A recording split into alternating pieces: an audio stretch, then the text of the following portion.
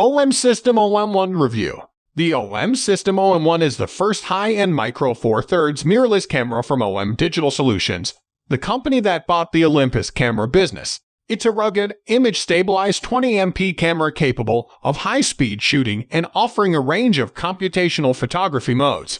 The OM-1 represents a new naming scheme for OM system cameras and is released to coincide with the 50th anniversary of the original OM film DSLR. The OM-1 continues to carry the Olympus name across its viewfinder in recognition of this legacy, but we're told it's likely to be the last model that will. The OM-1 is a retail price of $2,199, body only. Alongside the camera, OM-D's launched the OM System 12 Fortum f2.8 Pro Roman 2, an updated version of the system's fast, standard zoom with improved coatings and weather sealing upgraded to match the camera. The body and the new lens are available as a kit for $2,799, a $400 discount compared to buying them separately. A battery grip is available for $349. The OM-1 is built around a completely new 20MP stacked CMOS image sensor. Stacked sensors are the next generation of technology beyond BSI designs, combining layers of semiconductor to allow more complex designs and faster readout. The sensor has 20 million microlenses and a Bayer array with 20 million color patches, but there are 4 photodiodes behind each of these, which are combined to form each pixel. These subpixels can be read out individually, giving the camera 4 fractionally different perspectives on the world. These are compared to derive depth information about the scene, giving phase difference autofocus in an X-shaped pattern. With 80 million individual photodiodes to read out, it's perhaps not surprising that stacked CMOS design only delivers a readout speed twice as fast as that of its predecessor. We've measured the rate at around 1 to 125 seconds, which is twice as long as the fastest full-frame stacked CMOS chips take. Despite the smaller size, it's still quick enough to improve the performance of the various multi-modes the OM-1 offers. For instance, handheld high-resolution mode, which shoots 8 images with slight offsets to give 50MP images, can now be shot with less risk of subject movement between shots and can be combined much quicker. Thanks to the OM-1's more powerful processor, we clocked a handheld high-res on the OM-1 at 7 seconds from shooting to the end of processing, via 16 seconds on the OM-1 Roman 3. The OM-1 expands on the OM-X's range of subjects that the AF system has been trained to recognize. OM-D's has used machine learning processes to teach the OM-1's AF system to recognize trains, cars, planes, helicopters, birds, and animals. The enhanced depth information from the quad-pixel AF system is used to help ensure this subject detection AF doesn't miss focus on a nearby object that overlaps with the recognized subject. OM-D's also says it's reworked its face and eye detection algorithms to be much more responsive, which is good to see from the continuation of the first camera series to include an eye AF feature.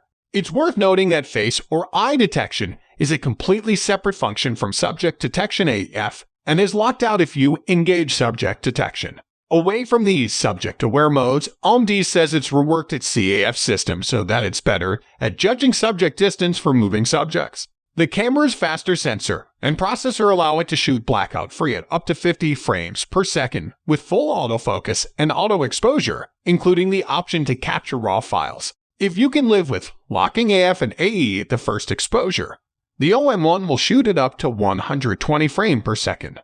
Both modes are based on the electronic shutter, which with a 1 to 125th readout speed shouldn't exhibit too much rolling shutter. In terms of video, the OM-1 gains the ability to shoot 4K, either in UHD or DCI ratio, at up to 6 type.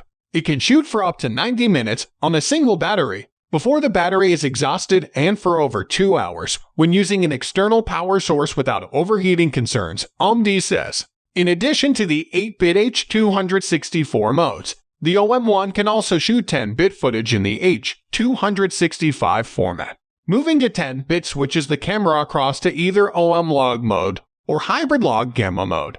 This makes sense, as these are the two circumstances in which you'll gain most from shooting 10-bit footage. The OM-1 has a body with a rather more substantial grip than the previous generation OM cameras, but its control layout is otherwise pretty similar. The OM-1 is a smaller camera than some photos make it look, and each of the individual control points is pretty small. Personally, I found they were all big enough to operate, but some people with larger fingers may find that the balance between the size and the number of controls on such a small body doesn't work for them. OM-1 picks up from where Olympus left off and has designed and tested the OM-1 to internationally recognized ingress protection standards. Along with Leica, it's the only company to make specific claims about the effectiveness of the sealing of any of its LCS. The OM-1 achieves a rating of I53, where the 5 represents a very high level of dust resistance, and the 3 indicates that the camera can withstand at least 3 minutes of water being sprayed at a 60-degree angle. This isn't quite as protected as the Leica SL2, but sets it apart from most manufacturers, whose claims tend to be entirely non-specific. The OM-1 gains a much higher resolution viewfinder than was used in OM models. Instead of a rather dated 2.36 m LCD, the OM-1 gets a 5.76 m OLED viewfinder.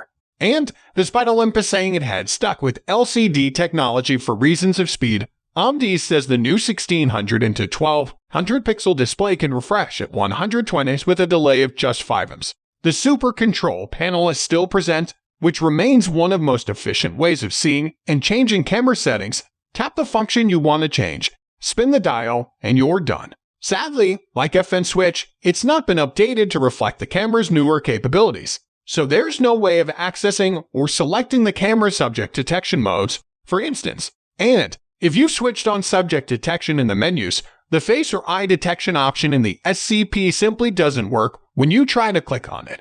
The camera's computational modes, which help set it apart, are also not accessible from the Super Control panel, which feels like a significant missed opportunity.